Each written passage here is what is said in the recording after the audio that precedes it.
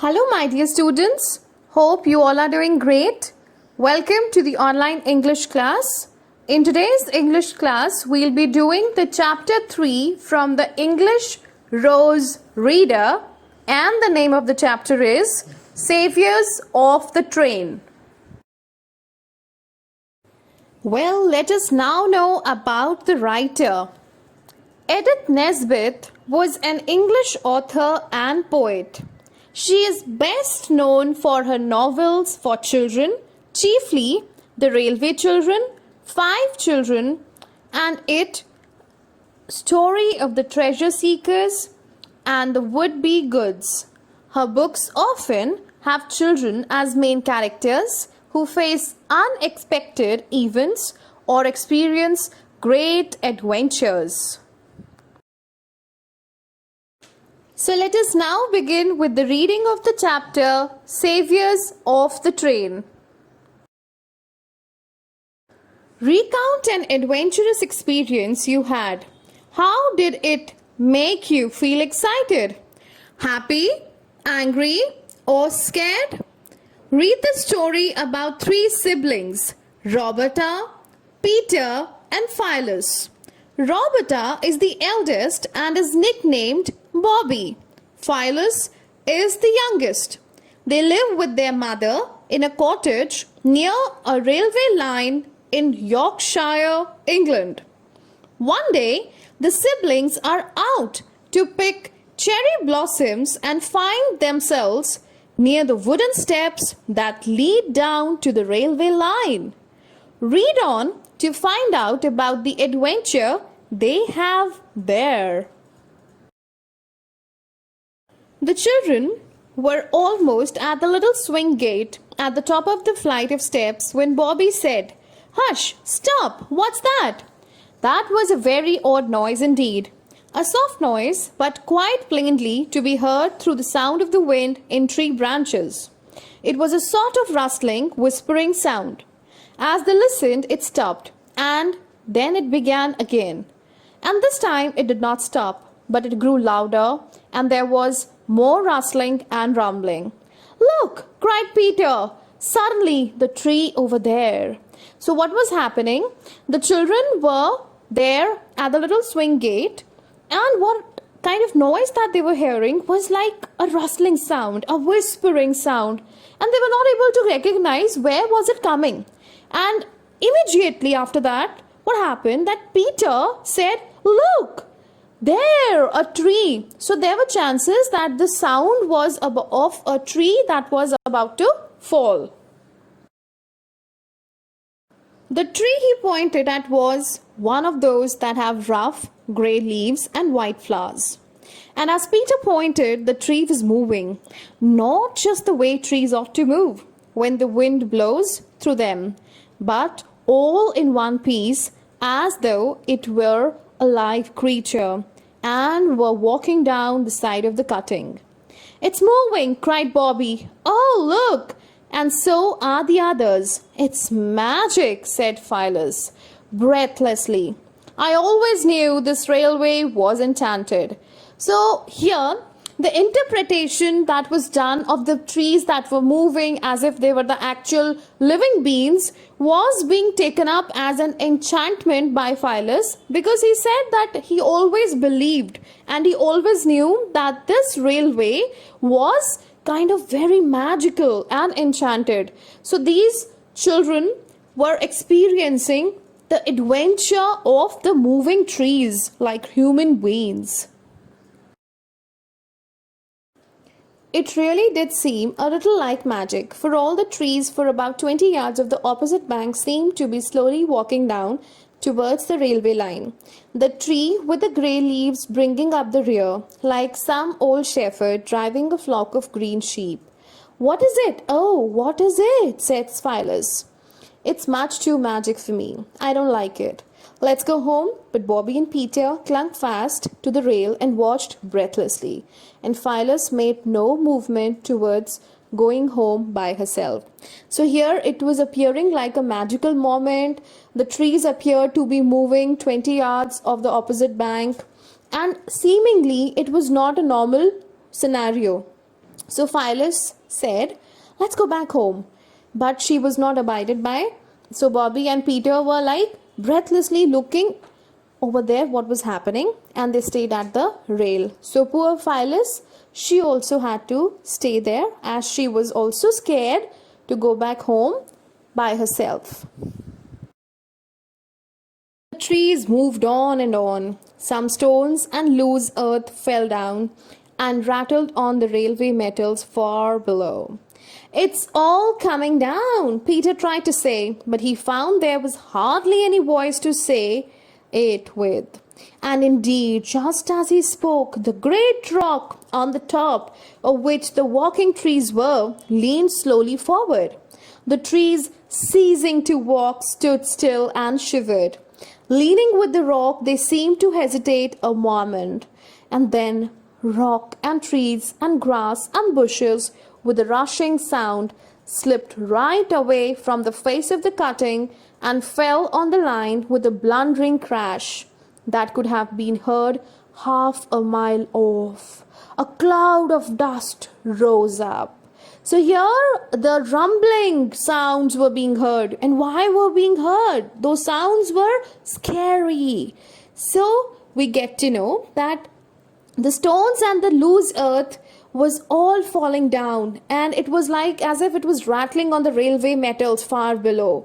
So this indication is that of the movement of trees and the stones, and finally the stones and the trees have taken their place on the railway track, and this happened with a lot of blundering clash as well as a crash, and this kind of a sound could be heard half a mile off that place. So this was a very dangerous situation.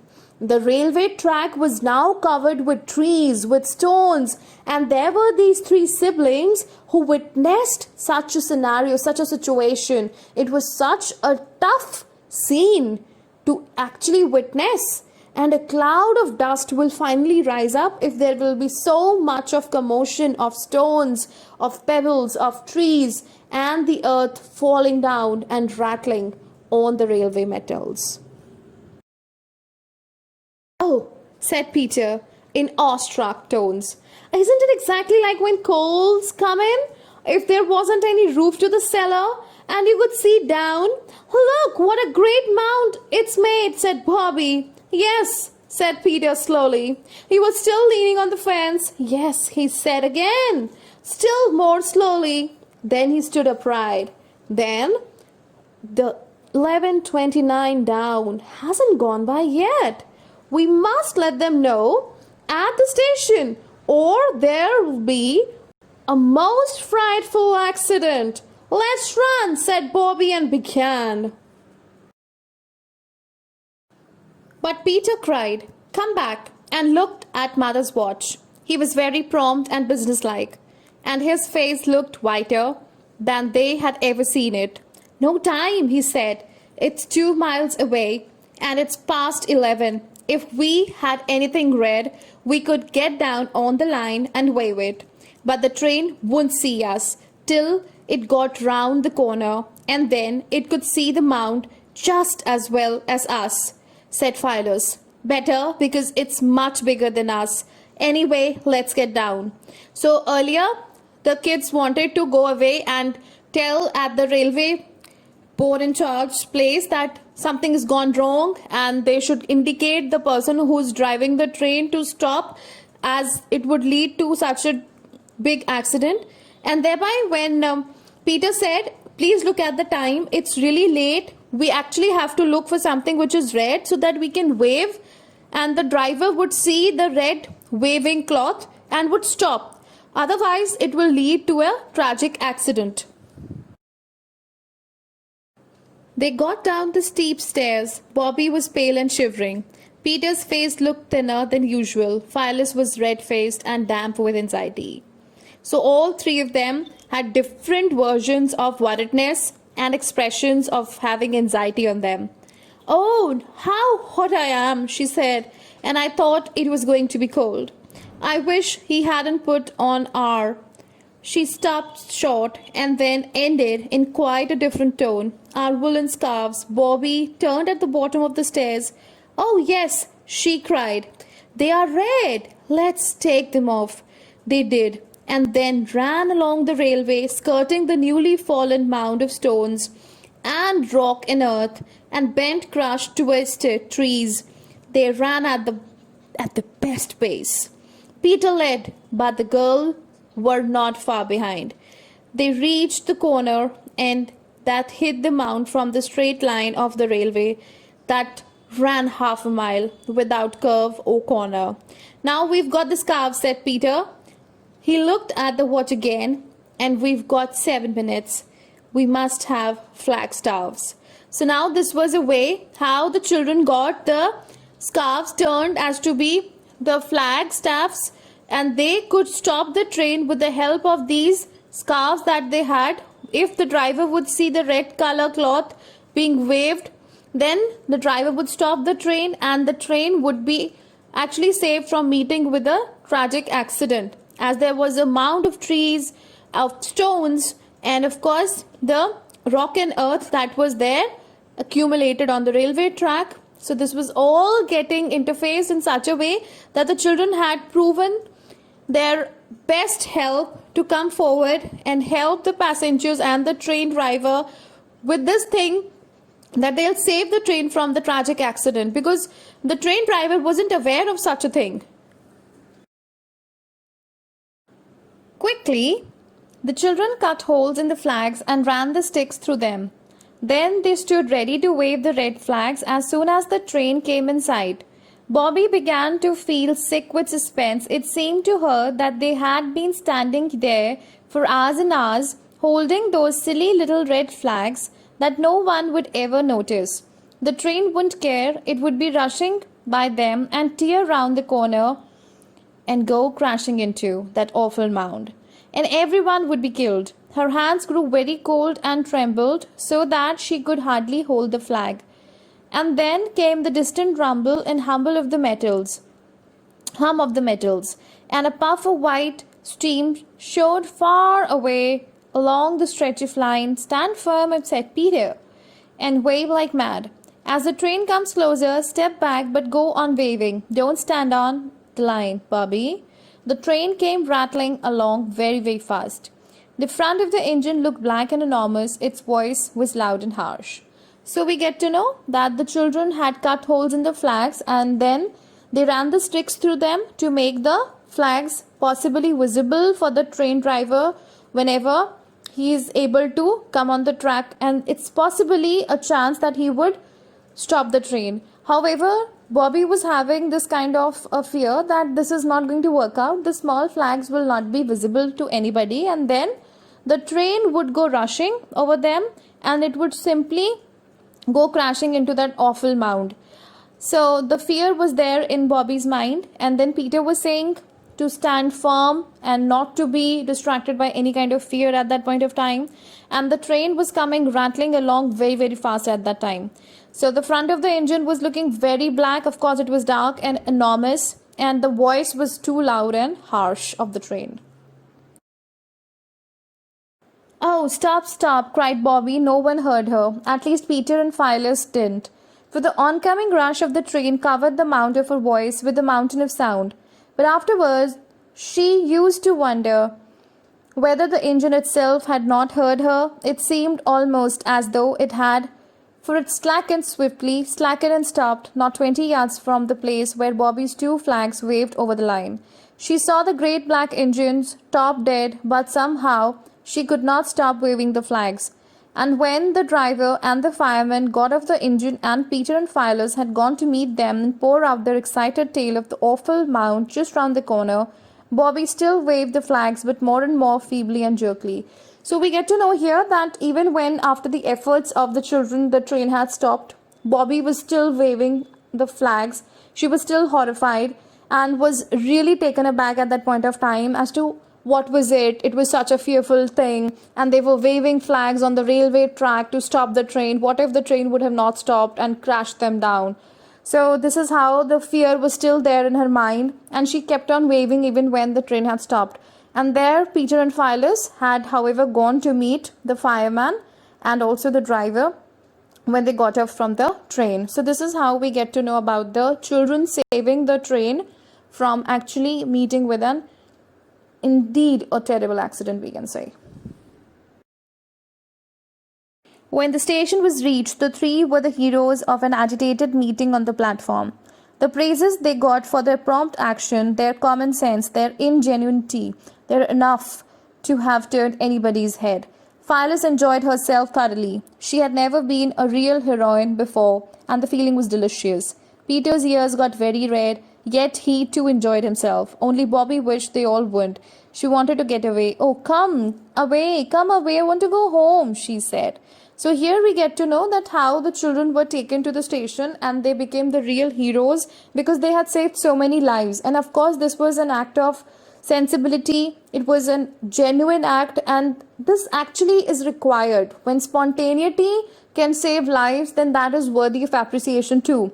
However, in this, we also get to know that though Peter as well as Phyllis were actually enjoying the kind of credibility of saving the lives that they were getting, however, we also realized that Bobby was not enjoying it and she was wanting to go home. So, dear children, this is how Phyllis, Peter, and Bobby saved the passengers of the train, and this is the very reason why the title of the chapter is also Saviors of the Train. Well, now it is time to do the word meanings. So, I will be taking up all the word meanings from the chapter now. Cutting here means a passage cut through rock to allow trains to pass through. And enchanted means with magical powers. Bringing up the rear means forming the last part of something. And earth would mean here soil. So when we were talking about the earth falling, it was actually the soil that was falling. It is not that the globe was falling or the earth actually. So next we have ceasing, and ceasing would mean stopping. Then we have blundering, and blundering means heavy. Okay. Now the words are awestruck, it means filled with wonder. Cellar, it is a room below the level of the ground in a building for storing things. Businesslike means serious and capable. Damp with anxiety. So when somebody is actually anxious, worried, that means sweating also with anxiety. So it's dampened with anxiety or damp with anxiety, and that is sweaty because you're feeling worried. Skirting would mean here going around the edge of the mound.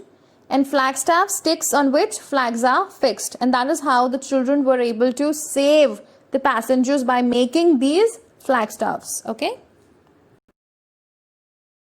Let's do some more words. Slackened would mean became slower. Feebly would mean weakly. Agitated would mean excited. Ingenuity would mean the ability to solve problems cleverly. Hum, a low continuous noise. So dear students, we have learned all the word meanings also of the chapter. I hope you will try to listen to the video once again for better clarification. Dear students, that's all for today. Take care. Happy learning. Bye-bye.